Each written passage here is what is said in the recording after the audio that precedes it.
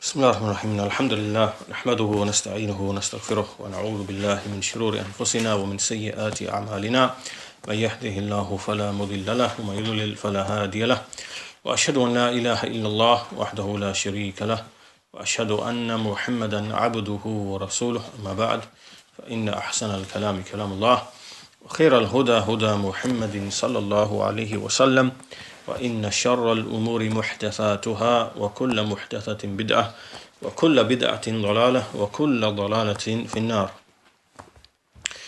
So in today's lesson, in fact we summarized the previous lesson that we had. We looked at 4 or 5 reasons why people went astray in the subject of Al-Qadr, and some of these reasons were a bit general, meaning they can apply to any topic, and some of the reasons were specific to the topic of Al-Qadr. So as a quick recap of some of those reasons, number 1, the first one that we mentioned was that a person leaves the clear explicit texts from the Quran and the Sunnah and goes to the ambiguous verses and makes them the foundation. So instead of making the muhkam verses to be the foundation, they go to the ambiguous verses and make them the foundation. The second is when people try to understand the wisdom in things, meaning in the things that take place from the qada and qadr of Allah subhanahu wa ta'ala. And because this is a knowledge which is really hidden and known only to Allah subhanahu wa ta'ala, except what He Himself reveals, then they enter into this and they try to understand the wisdom of Allah in things by way of the intellects. And for that reason, they enter into something which is unknown and they speculate and they formulate opinions. And in this way, they start delving into things for which they really have no ability, true ability to delve in. And so this then also leads them to go astray. A third reason is that they make analogies for the actions of Allah. So they look at what takes place between men, what is right, what is wrong, what is just, what is unjust, what is wise, what is not wise. And they look at the actions of men from this perspective, and then they say that Allah's actions, then they treat Allah's actions as if they must be the same, or as if they have to follow the same notions and ideas of justice and injustice. So this is basically making qiyas, making analogies for the actions of Allah with the actions of men, and this is a third reason. And the fourth reason is that they use certain terms, certain definitions of terms, and we mentioned some of them specifically to Al-Qadr, like Al-Istita'a, Al-Taqa, Al-Kasb, and so on and so forth. And they make these words to be the foundation, right? So they have a concept, they have an idea, right? That idea is represented by a word. And then what they do is they make the verses of the Quran and the texts of the Sunnah to agree, they make them fit in with this idea that they've brought themselves, right? So this is a fourth reason. And the fifth reason that was mentioned is that this is specific to Al-Qadr, is that they said that Allah subhanahu wa ta'ala, He is basically, it's wajib upon Allah to be equal towards all of the servants, right? To make things equal to all of the servants. And what they really mean by this, what they really mean by this is that Allah shouldn't really favor one person over another person. He has to be equal to every single person. So really this really is similar to the previous one, where they look at the creation and they look at the actions of men and the idea of justice and injustice, and then they basically claim that Allah has to behave in exactly the same way. So in other words, they're saying that Allah can't favor this person by giving him more than that person, and He can't favor that person by aiding him and helping him more than that person. If Allah does so, then Allah's not being equal to all of the servants. He has to give equal opportunity to everybody to act, right? And this is the general idea of what they're basically trying to say. Now, again, they are trying to demand from Allah that he must behave as how they see men behave with justice, right? But you can't question Allah's actions. You can't make demands upon life. Allah wants to favor that person and give him guidance over that person. Allah can do that because He knows, and there's a wisdom in what He does which we don't know. And if Allah wants to give this one more wealth than that wealth, than this person, Allah will do that, right? So who He favors, who He doesn't favor, all of that is up to Allah, is from His wisdom, is from His knowledge. And what they're trying to say is that, there has to be equal across the board for everybody, otherwise it would be, unjust. So anyway, you can see that these 5 things are the cause of misguidance in the topic of al-qada wal-qadar. So that was the last lesson that we had. So in this lesson, what we're going to do really is we're going to summarize and we're going to complete the topic of al-qadar. There's a lengthy discussion in between of around 30 or so pages, and it gets very technical, and some of the issues, it goes into these terms: al-istita'a, al-kasb, al-takalif, al-taqa, and they all relate to the issue of men's abilities, men's powers, men's choices, and some of the finer details and the shubuhat of some of the groups that went astray, like the Qadariyah, Jabariyah, Ash'ariyah. So we've covered them already in a general sense anyway, and so what we'll do is we're going to skip most of that, and we're going to come to the final section from At-Tahawi, in which he speaks about al-qadar. So he says, وَكُلُّ شَيْءٍ يَجْرِي بِمَشِيئَةِ اللَّهِ تَعَالَى وَعِلْمِهِ وَقَضَائِهِ وَقَدَرِهِ غلبت مشيئته المشيئات كلها وغلب قضاؤه الحيل كلها يفعل ما يشاء وهو غير ظالم أبدا تقدس عن كل سوء وحين وتنزه عن كل عيب وشين لا يسأل عما يفعل وهم يسألون. So this is the last couple of sentences in the portion to do with qadr. It basically means everything proceeds through the will of Allah the Most High, and His knowledge, and His qada and His qadar. His will dominates all other wills, and His qada, meaning His decision, His judgment, it overwhelms all of the whatever plans that a person might make, and He does whatever He wills, and He is never oppressive to anyone at all. Purified and innocent is He from every evil, and purified and free is He from every fault. He will not be asked what they do, but they will be asked. That's a verse in the Quran, Surah Al-Anbiya 21 verse 23. So in this final passage, basically what he's doing is he's just summarizing the essence of the belief of Ahlul Sunnati wal Jama'ah. And this is to say, so he's basically putting across the following: there is nothing which takes place except that it happens through the knowledge of Allah. Allah has knowledge of it, and through His will, and through His qada, meaning He judged for it to happen, and He decreed for it to happen. So in other words, what we are saying, that things just don't just happen, right? Things just don't happen randomly, right? There's nothing which happens it just happened randomly, and things that just happen like this.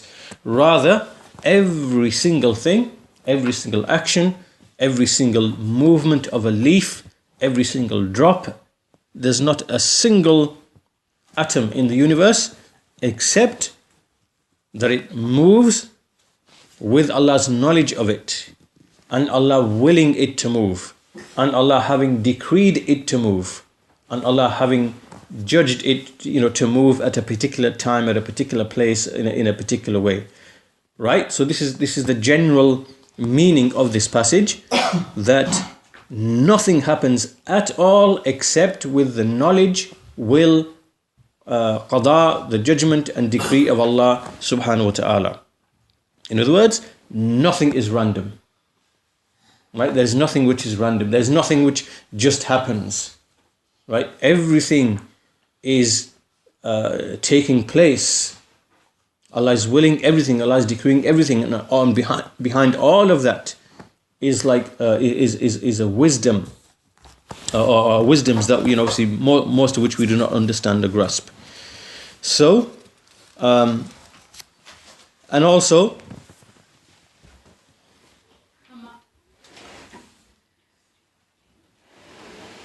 so as we said, things don't take place just randomly, nor do things take place without Allah's knowledge of them. Right? So it's not the case that Allah knows of things after they happen. This is batil, this is false, but they happen in accordance with what Allah has already decreed. So, in essence, what this is really indicating is the 4 levels of Al-Qadr. These are the 4 well-known levels of Al-Qadr. And this is what this passage is really putting across. Even though At-Tahaawiyyah hasn't come and said explicitly, these are the 4 levels of Al-Qadr. Allah's knowledge, Allah's writing down, Allah's will, and Allah's creating. Even though he hasn't come and said, these are the 4, but they are indicated in his words.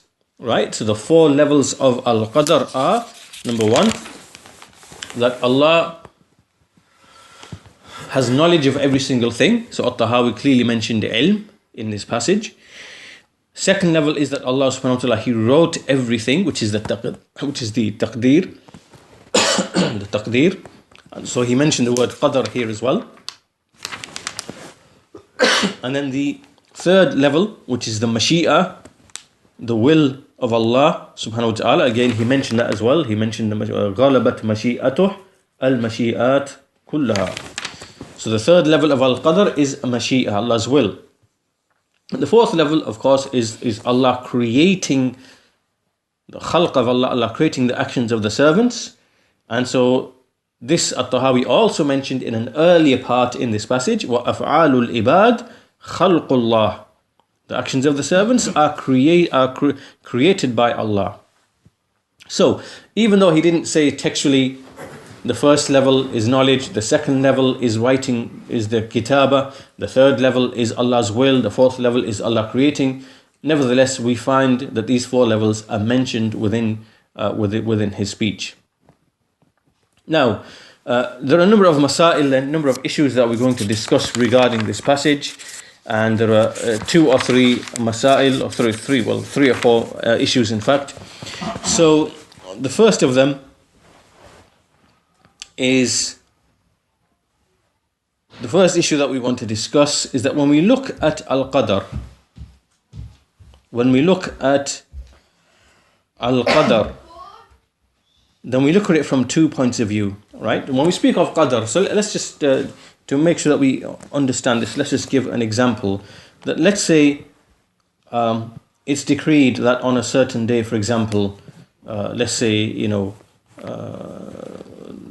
the first of Dhul Hijjah 1437 or something, that is, Allah has decreed that a certain number of children will be born upon the ard, right? So that's let's say that this is from the taqdeer of Allah subhanahu wa ta'ala. So when we look at this event, and this would apply to every single event, right? We're just using this as an illustration, right? So when we look at this event, we can look at it by looking at it from 2 angles. The first one is looking at it from the qadr of Allah before it actually takes place, right? Before it actually takes place, right? So now we're talking about this thing which has been decreed, and we are looking at it from the angle of before it actually took place. Now, before it took place, it hasn't taken place yet. What is it that we know already about it? We know about it, so this is the first level. Or what we are obligated to believe in, we are obligated to believe that Allah has knowledge of all things before they occur, in a complete sense, right? Right, now this would apply to every event, but I'm just using this event as an example. So Allah's knowledge of this would be both general and specific.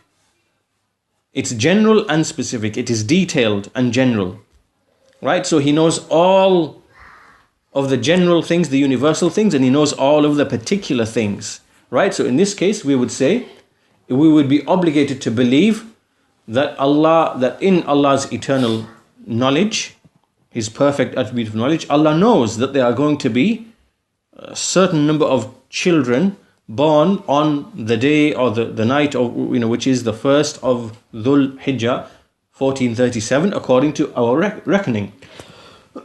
And so Allah knows that in a general sense, and He also knows in a specific sense all of the details, right? To whom they will be born to, right? What their appearance and form will be, what their names will be, what their deeds will be, what their sustenance will be, what any defects that they might have, what their eye colors might be, what their every single thing that you can think of and what you can't even think of, then Allah subhanahu wa ta'ala will have knowledge of all of that in a complete sense. So before this event has even happened, we are obligated to believe that Allah has all of this knowledge about that event, but also every other single event as well, right? So this is the first stage, right, of belief that we're supposed to have about things, right? And we're speaking about things before they happen. The second thing that we are supposed to believe is that Allah wrote all things down before He created the heavens and the earth by 50,000 years. So in this example that I've mentioned, it is written in the Lawhul Mahfuz, right? So this is what we have to believe in. We have to believe before this event is even going to take place, which, as I said, in this scenario, it's going to be the first of Dhul Hijjah or Dhul Qa'dah 1437, right? So we are obliged to believe that every single one of those children that are to be born on a day, those details are already written down in the Lawhul Mahfuz. They are written down, those details are written down, and the evidence for this is the statement of the Messenger of Allah sallallahu قدر الله مقادير الخلائق قبل أن يخلق السماوات والأرض ب50 ألف سنة وكان عرشه على الماء. Allah decreed the decrees of the creation before He created the heavens and the earth by 50,000 years, whilst His throne was above the water. So قدر الله مقادير, this means Allah wrote in the Lawhul Mahfuz before He created the heavens and the earth by 50,000 years. Now, what we are speaking of here, these two things, Allah's ilm, Allah's knowledge, and the writing down of the decree, this relates to things before they even occur, right? Right, because Allah's knowledge of those things are before they occur, and Allah writing down the decrees of things are obviously 50,000 years before He even created the heavens and the earth. So these two steps of Al-Qadr, they come before the thing which is Maqdur. Maqdur meaning decreed, or Muqaddar, same thing, meaning decreed. Right? These two things happen before the Maqdur or before the Muqaddar, before the thing which is decreed. Right? And this is how we have to have faith in those two things. Right? Now the second level, the second set of two things, so that was the first set of two things, Allah's ilm, Allah's kitabah, Allah's knowledge and Allah writing down, right? And they happen before the decree takes place, before the event takes place. Now the next set of two levels, they are, what are we obliged to believe in when it actually takes place? Do you understand? Right? So the previous two things were to do with before they take place. Now we are speaking about when, at the point that it now takes place. So let's say now it's the first of Dhul Hijjah or Dhul Qa'dah of 1437. We are entering into that day now, right? And that year. And so what we have to have faith in now is we have to have faith that the servant's will in those things taking place, meaning that there's going to be a certain number of children born, right? Obviously they were born to parents, weren't they? Yeah. And the servants, they had a role. The servants had a role in those children being born. Why? Because they, through the medium of marriage, and in the case of those who disobey Allah, and from the disbelievers who don't get married, right? They had a will, they had a free choice, they had a will, and they did certain deeds, they had relations, as a result of which the child, 9 months later, or whatever term it might be, it just so happened that it would be born on the 1st of Dhul Hijjah or Dhul Qa'dah 1437, right? So at the point that that action actually takes place, right, we believe that the servant had a role to play in it. He had a will, obviously, right? But his will was simply following the will of Allah Azza wa Jal, right?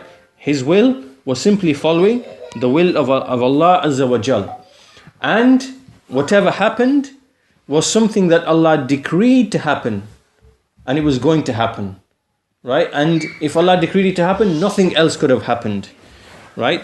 And that's why Allah says in the Quran, وَمَا تَشَاءُونَ إِلَّا أَن يَشَاءَ اللَّهُ رَبُّ الْعَالَمِينَ, that you do not will except that Allah, the Lord of the worlds, wills, right? So the point that I'm making now, maybe in this example, to illustrate this point, the issue, the example of the children being born is not the best example.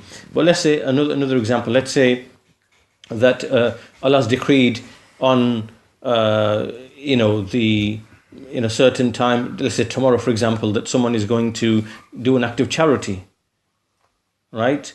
And so obviously the person at the exact time when he's going to give the charity, what's taking place? There's a will of that servant, the Mashiach of that servant, because every person has a will, right? His will is involved in that action. That's obviously, everybody knows this.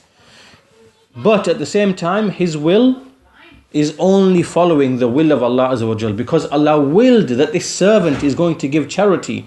That's why this action is actually taking place, right? Right? So in other words, whenever anything happens, at the time that it happens, we have to believe that obviously the servant had a will, but his will is only following the will of Allah. Right? In other words, that action is happening because Allah is willing it to happen right now. Allah willed it to happen. Allah wanted it to happen. Allah decreed it to happen. Right? And so Allah decreed it previously, but at the point that it's going to happen, He now wills it to happen. Yeah? So, in other words, Allah knew it was going to happen. Allah decreed for it to happen at a certain point, time and place. And when that time, place and point comes, then Allah wills, from His will, He wills that should happen. Right? So this is the first level from the second set of two levels. So we have to have Iman that everything happens by Allah's will. Allah wills it to be like it is at the appointed time. Right? And then there's a number of other verses which are similar in meaning to the one that we mentioned, that verse in Surah Takwir, Surah 81, verse 29. And then the second level is that nothing happens except that Allah Azza wa Jal is the one who decreed and created that action to take place. Right? He's the one who created this action. He's the creator of every single thing. Even the movements of the servants, all the movements that they do, that they make, they're walking, they're talking, they're sleeping, they're praying, they're fasting, they're eating, they're drinking, their happiness, their sadness, their kindness, their every single action of the servant, his movements, his motions, his speech, all of that is something that Allah creates, right? It is a creation of Allah at that point in time, right? So the point being is, let's say a servant, for example, he, as we said, he takes some money from his pocket and he goes and gives it as an act of charity to some poor needy person, right? This action that he's performing, at the time that he's performed it, is something that was created by Allah. Why is it created by Allah? Because Allah is the creator of his body, the creator of his hearing, the creator of his seeing, the creator of his mind, his brain, his heart, his soul, right? He's the creator of his ability to choose, right? So everything that servant does is in fact a creation of Allah Azza wa Jal, right? So now notice that these two steps, the second two steps, they are at the exact time that the decree is taking place. Whereas the first two steps were before it actually takes place. Why? Because it's in the ilm of Allah, in the knowledge of Allah, before He even created the creation. And then it's written down in the Lawhul Mahfuz before the creation is even being created. Right? So we have to have Iman in these two things. And these two things are before the actual decree is taking place. And as for when each and every single decree takes place, then at that point in time we are obliged to believe in everything that we experience, that we witness, that everything that this thing happened because Allah willed it to happen, right? And Allah created that occurrence, that event, that action, that behavior, whatever it was that Allah created it, there and then, because He is the creator of all things, and also the things that come from the things that He created, from humans or whatever else, right? So this is the first issue, that this is what we are obliged to believe in with respect to the 4 levels of Al-Qadr. 2 of them are before the thing which is decreed, and 2 of them coincide. They are at the same time as the thing which is decreed. So in other words, what this is telling us, that whenever we look at anything, any event that's taking place, so let's just give an example of an atrocity that's been committed, or some terrorist act that's been committed, or whatever else it is, right? So what are we obliged to believe about that one event, right? And this is the same for every single event. We are obliged to believe that Allah knew it from eternity, that Allah wrote it down, decreed it, and these 2 steps come before the thing actually happened. And as the thing happens, we believe that Allah's will, Allah willed that thing to happen right now, and everybody else's will is following His will, and that He is the creator of all of those actions that are taking place, whether they are good, whether they are bad, whether they are evil, whether they're beneficial, whether they're harmful, and that's irrelevant. But Allah brings about these things for a wisdom that He knows, and maybe we may not actually understand. So all these things come together, these 4 things come together in every single event that is taking place in this dunya, because everything is by the qada and the qadar of Allah Azza wa Jal. So this is how the Shaykh here has illustrated these 4 levels of belief in al-qada wal-qadar. And so now there's an issue here then that we'll quickly talk about, which is these 2 words, al-qada and al-qadar. What is the difference between these 2 words? What is the difference between these 2 words of al-qada wal-qadar? The Shaykh says that which is most correct after looking at all of the evidences is that whenever we use the word qadar, we are speaking about the action of Allah in decreeing, in determining this thing. So the qadar comes before, right? Before the thing which is muqaddar. Right? So qadar is referring, so for example, Allah decrees that so and so person is going to die, for example.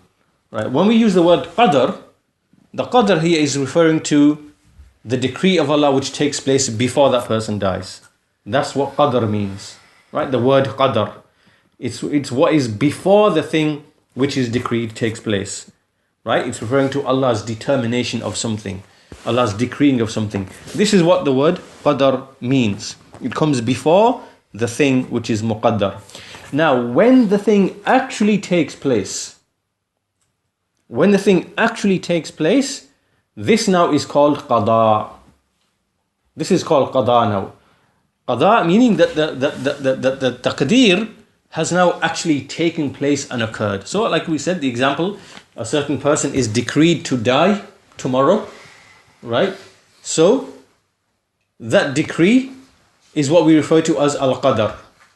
But tomorrow, when that person actually dies, it's now become qada. It's now become qada. Qada meaning something that Allah has judged, has executed, and it has taken place, and is completed and terminated. Right? This is how the word qada is actually used. And so then there are some evidences in the Quran that the Shaykh then brings. He talks about the 7 heavens, فَقَضَاهُنَّ سَبْعَ سَمَاوَاتِ. He used the word qada, that Allah determined them to be 7 heavens. And this is after they had been made into 7 heavens. So there's similar ayat in the Quran. So qada, the word qada then is when the actual thing decreed takes place and transpires, meaning it takes place and it, occurs. Before it occurs, it is qadar. After it's actually taking place, it's now become a qada. Right? It's like a judgment that is being made and which has been executed. It has been performed and done and dusted. Right now, the qada that we are talking about, the qada, there are two types. There are one type that refers to all the worldly events. Right? This is called qada kawni. Qada kawni. The qada which is related to the creation. And the second type of qada is those things that refer to what Allah has commanded. Al-qada al-shar'i. Al-qada al-shar'i. Al-qada al-kawni. Al-qada al-kawni. This is referring to all the worldly things that take place.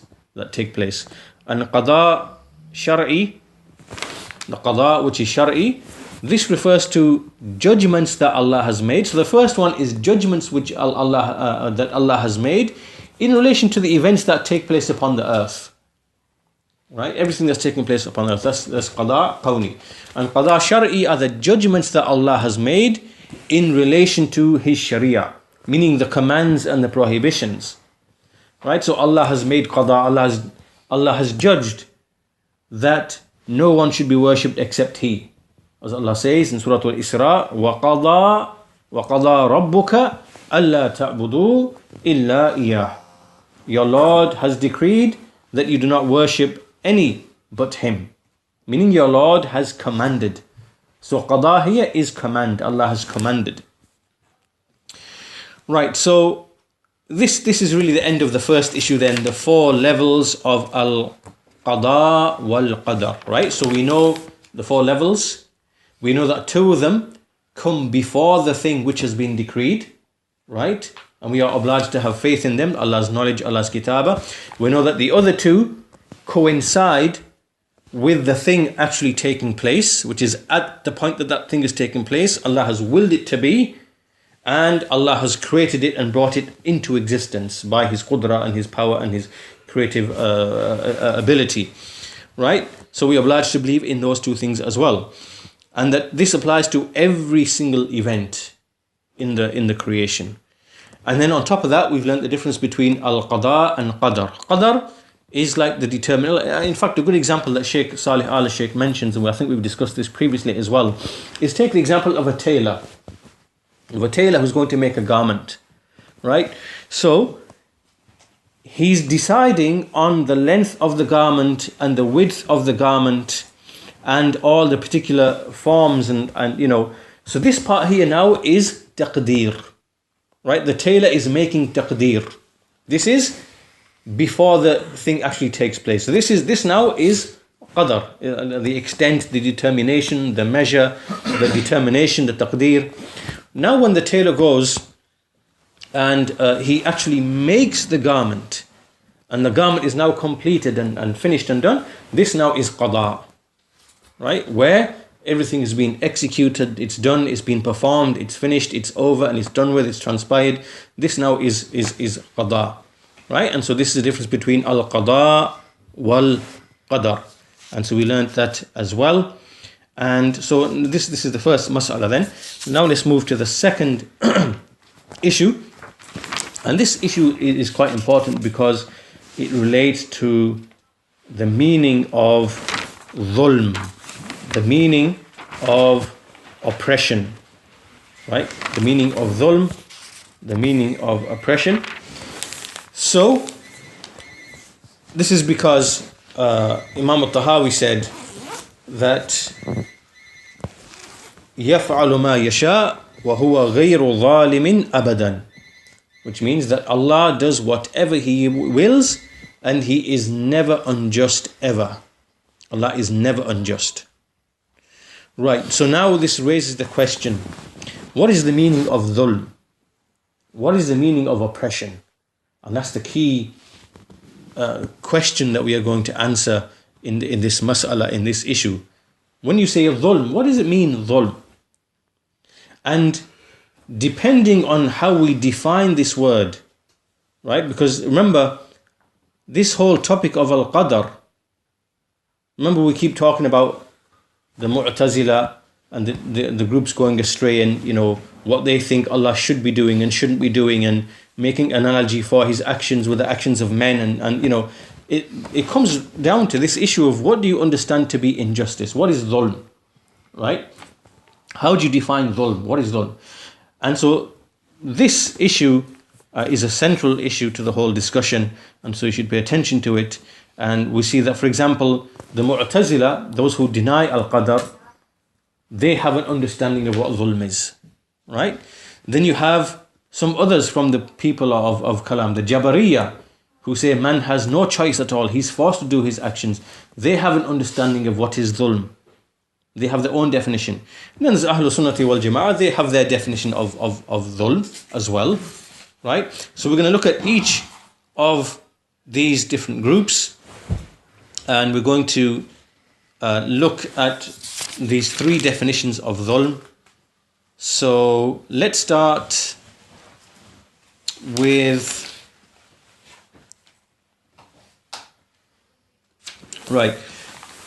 let's start with the first group, or let's start with we start with the Ash'aris first, right? So this is the Mutakallimun, the Ash'aris, they are the Jabariyah. They are the Jabariyah. And basically what they are saying is that dhulm, oppression, as it relates to Allah Azza wa Jal, is whatever is impossible for him to do. Right?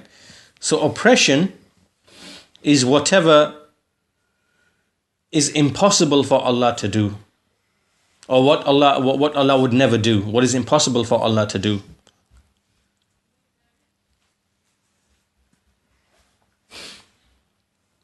Right? So, in other words, what they are saying here, that Allah can never ever commit injustice. Right? And injustice refers to everything that actually is impossible for Allah to do to begin with. Right? Now, if you think about this really is not a praise of Allah Azza wa Jal. Right? Because let me give you an example. If something is only praiseworthy where if you have the ability to wrong someone,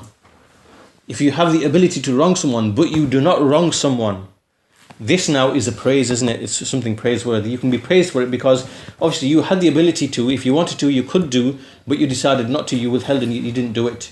Right? So now, because you kept away from dhulm, you didn't perform dhulm, this now is a praise of that person. Right? But if we are saying that, well, it is impossible for Allah to commit dhulm, because dhulm refers only to those things that Allah cannot do anyway. How can this be a praise of Allah Azza wa Jal? This is not a praise, is it? Right? It's to give a similitude of this, which is that, I'm trying to think of an example.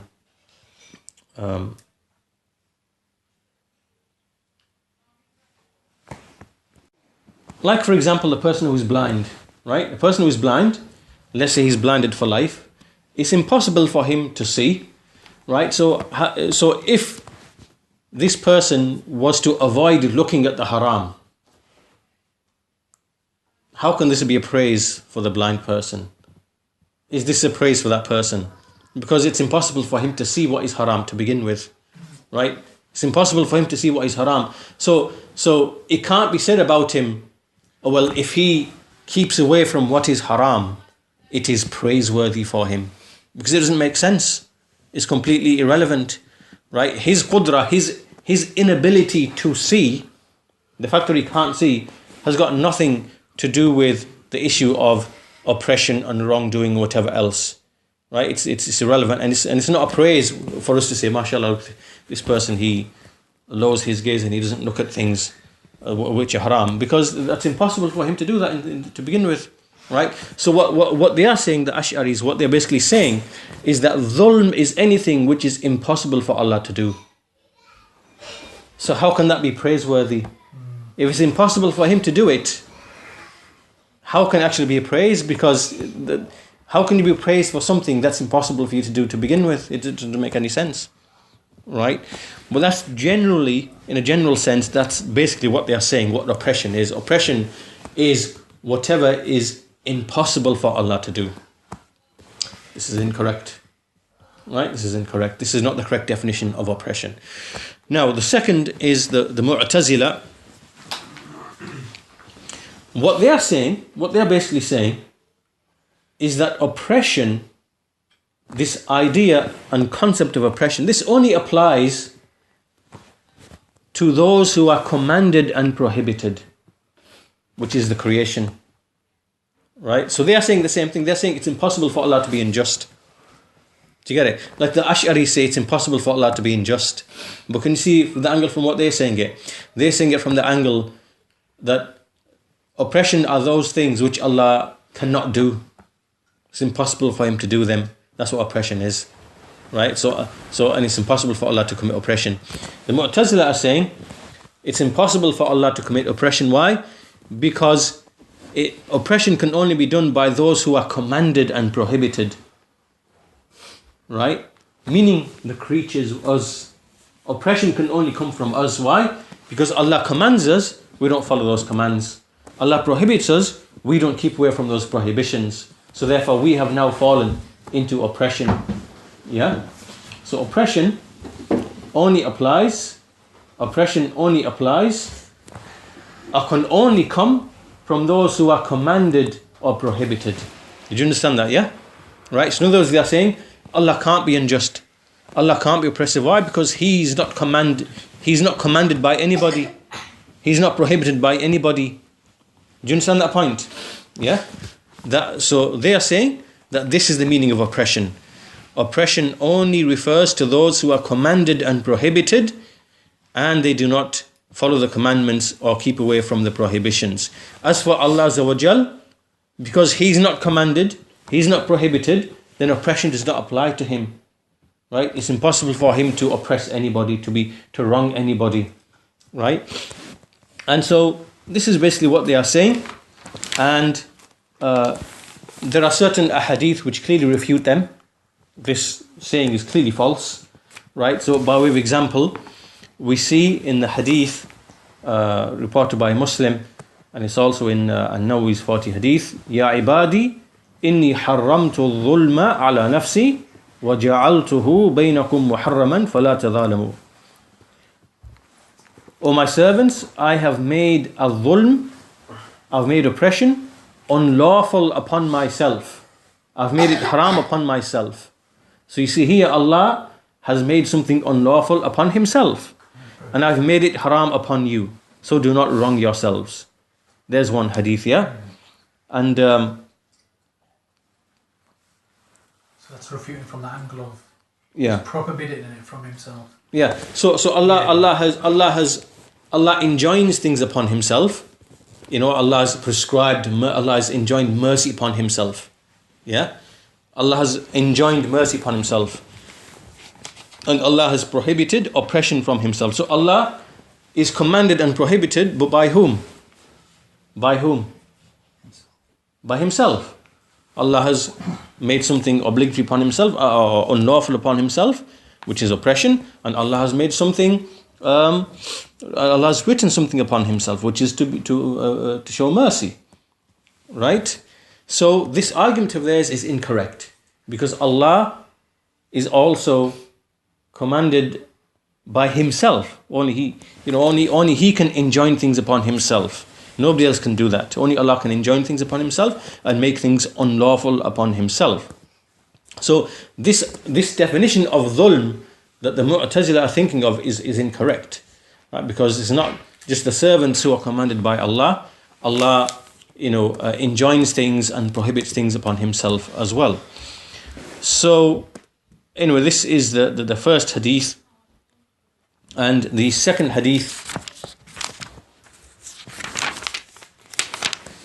And the second hadith is the hadith of Abu Dawood, reported by Abu Dawood and others, which some of the scholars have declared to be authentic. And in this hadith, the Messenger of Allah, he said, لَوْ أَنَّ اللَّهَ عَذَّبَ أَهْلَ سَمَاوَاتِهِ وَأَهْلَ عَرْضِهِ لَعَذَّبَهُمْ وَهُوَ غَيْرُ ظَالِمٍ لَهُمْ. This basically means that if Allah was to punish the inhabitants of the heavens and the inhabitants of the earth, He would have punished them, but without being oppressive to them. Unjust to them. And so this again is another hadith which refutes the claim of the Mu'tazila. The point of evidence being from this hadith that even though if Allah was to punish the whole of all creatures, all beings, right, He would not be unjust in punishing them. But He does not do so, right? The fact that He chooses not to do so, shows that, is tied to the first hadith that we mentioned, that the hadith of Allah, the hadith of Allah prescribing mercy upon Himself, right? That Allah has prescribed mercy upon Himself. So He chooses not to punish those people. Even if He had punished those people, He still would not be oppressive to them. Right, now this hadith, we'll quickly finish upon just an explanation of this hadith, because this hadith can be misunderstood, that if Allah was to punish the inhabitants of the heavens and the earth, He would punish them, but He would not be unjust to them. Right, so how do we understand this hadith in the right way? Basically what it means is that if we look at all of the creatures of Allah, we see that everything that happens is through the mercy of Allah Azza wa Jal. Right? When we see that all life, all movement, everything that's taken place is from the bounties and the favors of Allah Azza wa Jal. So for example, when they eat, they are eating through the favor of Allah. When they breathe, the breathing is a favor from Allah. When they learn, learning is a favor from Allah. When they take a step, when they move a step forward, they are moving a step forward due to the mercy of Allah Azza wa Jal. When they look, when they see, when they hear, when they rejoice, when they're happy, when they speak, all of these are all from the favors and the bounties of Allah Azza wa Jal. Now, these favors and bounties cannot be counted by anybody, meaning that a single servant of Allah Azza wa Jal, he cannot count all of the bounties of Allah Azza wa Jal. And so if he can't count them, then it follows that he's unable to be grateful for all of them. Right? So if all of the bounties of Allah are on one side, many of which he does not even know and cannot even appreciate or cannot even acknowledge, and then on the other side, his shukr, his gratefulness, then we find that there's a huge difference between the favors of Allah Azza wa Jal given to him and the extent to which he is grateful to Allah Azza wa Jal. Right? So for that reason, if Allah Azza wa Jal was to punish everybody from the angle that they haven't shown the shukr, the gratefulness that they are supposed to show, right? This would mean that Allah has not been unjust in punishing them, right? Allah has not been unjust in punishing them. Why? Because the servants have not shown the gratefulness that they ought to show for all of the favors and the bounties of Allah Azza wa Jal, right? But it is purely from His mercy. It is purely from His mercy. It is purely from His mercy to His servants. And an example of here this as well from the Prophet ﷺ, and likewise from Abu Bakr, when the Prophet ﷺ used to stand in prayer, and his feet would become swollen, and Aisha would ask him, why are you are the messenger of Allah ﷺ, why are you going through all of this? And he said, should I not be a grateful servant? Should I not be a grateful servant? And this indicates that what Allah is deserving of worship and gratefulness and thankfulness cannot be brought by the servant. We cannot bring it. It's not possible. Because the favors and bounties of Allah are so numerous that we can't worship Allah enough and thank Him enough to make up for all of those favors and bounties. And even all of our shortcomings, the fact that we sin and the fact that we disobey Allah, and the fact that Allah then gives us the ability to repent, that in itself is another favor that for which we have to show another favor. Right? So basically it means it's something that's endless. We can't really count all of the favors and bounties of Allah. We can never reach all of the bounties and favors of Allah because they are constantly recurring all the time, and we can't keep pursuing them because after one favor is another favor, is another favor, is another favor. Right? So that's why we see in this hadith, the Prophet said, should I not be a grateful servant? And likewise Abu Bakr radiallahu anhu, he said, Allah used to make a supplication, Allahumma inni dhulamtu nafsi dhulman kathiran wa la yaghfiru dhunuba illa ant faghfir li maghfiratan min indik. Oh Allah, I have indeed wronged myself with a great wrongdoing, a great oppression, and no one forgives sins except for you. So forgive me with forgiveness from yourself. Now you might ask, what is this great dhulm that Abu Bakr did? What is this great dhulm that Abu Bakr did? Which great sins did he commit? We know he didn't commit great sins.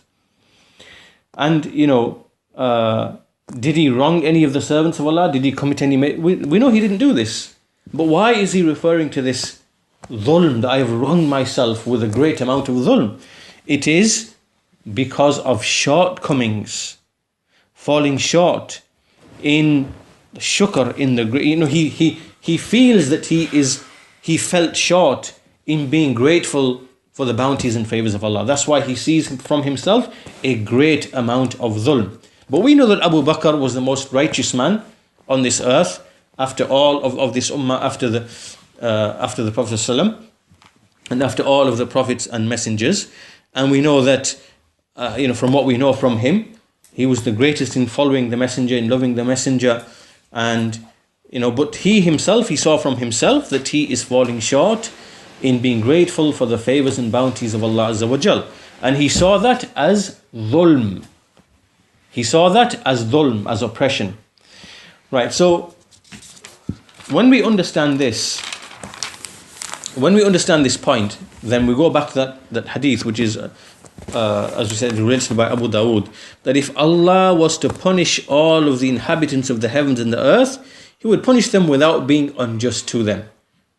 Right? Meaning that if Allah was to punish everybody, He would not be unjust in doing so. Why? Because the servants have not brought the shukr, the gratitude that would be required from them, because the bounties and favors of Allah are so many that they haven't brought the amount of shukr to compensate for that. So Allah still would not be unjust if He was to punish them. But we know that Allah does not punish His servants. He's prescribed upon Himself mercy and rahmah and so on and so forth.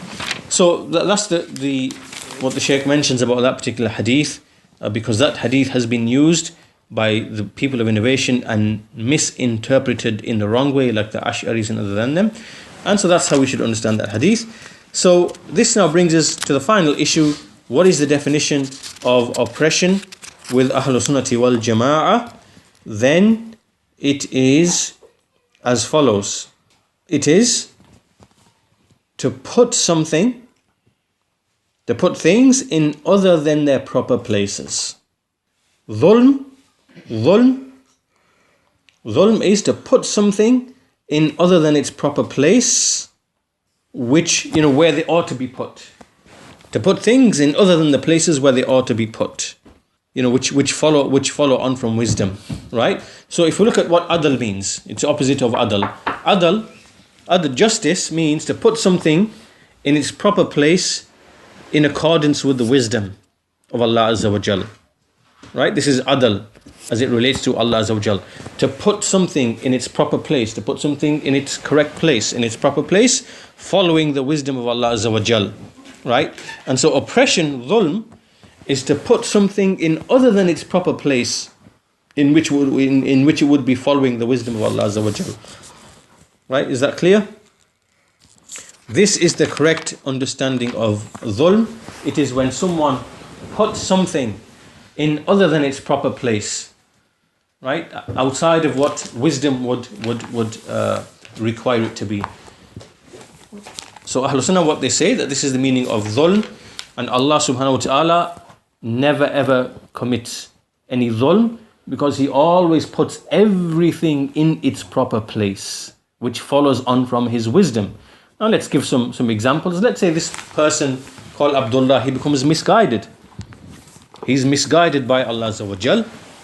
Right? Now why was this person misguided? Well, this person didn't desire guidance. In his heart there wasn't a desire for guidance. He didn't cling hold and fast and want to be guided. So Allah Azza wa Jal made him misguided through whatever means. Maybe through shubuhat that came to him, maybe through calamities that came to him, and so he left the guidance or whatever. Right? So this person now become misguided. Allah has not been unjust to this person, but Allah has put things in their proper places in accordance with His wisdom. Right? So all of the actions of Allah Azza wa Jal, there is no injustice in them at all, because every single action of Allah is in its proper place. And it is in accordance with the wisdom of Allah Azza wa Jal. Right? When we understand this to be the meaning of dhulm, when we understand this to be the meaning of dhulm, of oppression, then we can see clearly that in the actions of Allah Azza wa Jal, we can understand all of the actions of Allah Azza wa Jal in a very simple, clear way. That Allah puts things in their proper places, and those things, they follow the wisdom of Allah Azza wa Jal. And that's it. There's no such thing as making certain actions impossible upon Allah. There's no such things as dhulm doesn't apply to Allah because He's not commanded or prohibited, like what the Ash'aris and what the Mu'tazila, like their two sayings. Right? We have a clear, simple understanding of what dhulm is and how Allah is free from dhulm. Right? So Allah does not wrong anybody at all. And so, as I said, that depending on how you define dhulm, how you understand dhulm, this will lead you to either the right or the wrong understanding of certain issues in al-qada wal-qadar. And so this is what we understand from the Quran and the Sunnah, that al-dhulm is the opposite of al-adal, justice. Justice is to put everything, or in fact, it's similar to wisdom as well. Al-hikmah, wisdom is to put things in their proper places. And al-adal, likewise, is to put something in its proper place. Its opposite is dhulm, to put something in other than their proper places, to put something out of its proper place. And so with that, it answers a lot of the questions to do with al-qada wal-qadar. And it opposes what some of the sects of innovation like the Ash'aris and the Mu'tazila, what they say. And so this really brings us to an end of our discussion of al-qada wal-qadar. And we move next to other miscellaneous issues that At-Tahawi mentions, that will start inshallah ta'ala in the next lesson. So if there are any questions on anything that we've discussed today, basically we've gone through the 4 levels of al-qadar. We've discussed the difference between the terms al-qada and al-qadar. We understand that difference. Now we looked at the issue of dhulm, what is dhulm, and how dhulm is understood or misunderstood by some of the groups like the Ash'aris and the Mu'tazila. 2 wrong definitions that they bring, and the correct definition from Ahlul Sunnati wal Jama'ah, and how that resolves and solves many of the shubuhat or misconceptions or doubts in relation to the topic of al-qadar itself. And so these are the 3 main issues that we discussed in today's lesson. That brings us to an end to the topic of al-qadar in general, and we'll start with a fresh topic inshallah ta'ala in the next lesson. So any questions on any of that